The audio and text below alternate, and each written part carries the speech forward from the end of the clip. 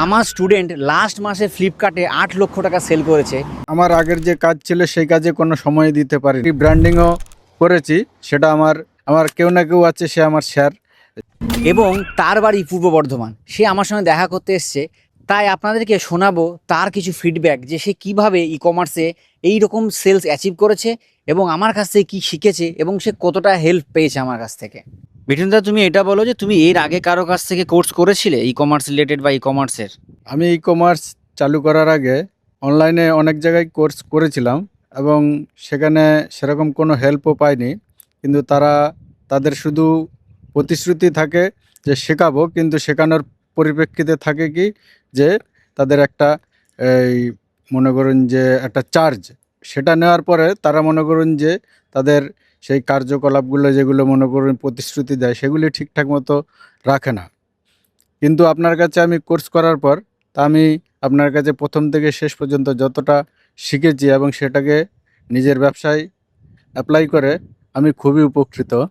এবং কোর্স শেখার পরে তুমি এখনো পর্যন্ত কি আমাকে সাপোর্ট পাও যখন যা তোমার অসুবিধা হয়? হ্যাঁ, আমি তো আপনাকে নিজের ভাই বন্ধুর মতো একদম সম্পূর্ণ রকমে সব সময় সাপোর্ট পাই। আমি যখনই কোনো সমস্যায় পড়ি, যে আমি একটা জিনিস মনে করি যে আমার কেউ না কেউ আছে, সে আমার স্যার, যেটা আপনাকে আমি সবসময় পাশে পাই এবং আমার সমাধানও হয়ে যায়।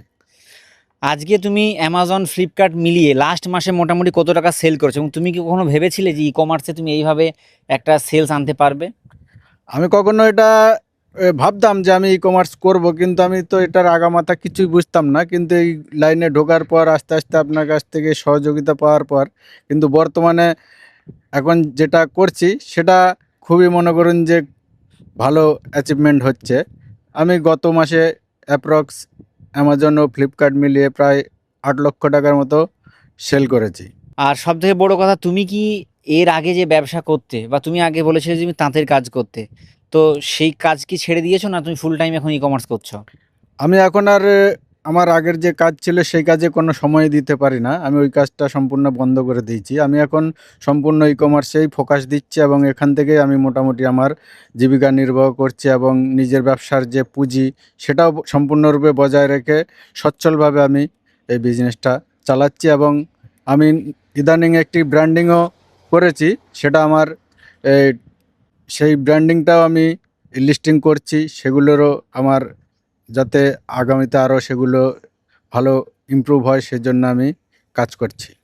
তুমি কি আমার কোর্স অন্য কাউকে রিকমেন্ড করবে যে যারা ই কমার্সের কোর্স করতে চায়, এবং তুমি যেভাবে আমার কাছে সাপোর্টটা পেয়েছো সেটা যদি একটু বলো।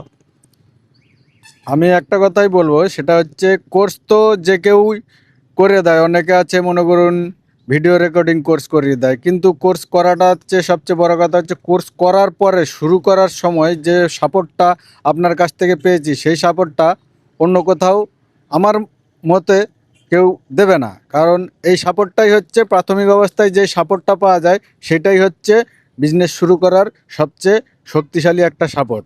আর যেই সাপোর্টটা আমি আপনার থেকে পেয়েছি, আমি সকলকেই অবশ্যই বলবো যে তারা যদি ই কমার্স করার নিজের আন্তরিক একদম নিজের প্রচেষ্টা থাকতে হবে, সে প্রচেষ্টার সহিত আপনার কোর্স করে সে 100% সফল হবে এবং সকলেই মানে এই কোর্সটা করে লাভবান হবে।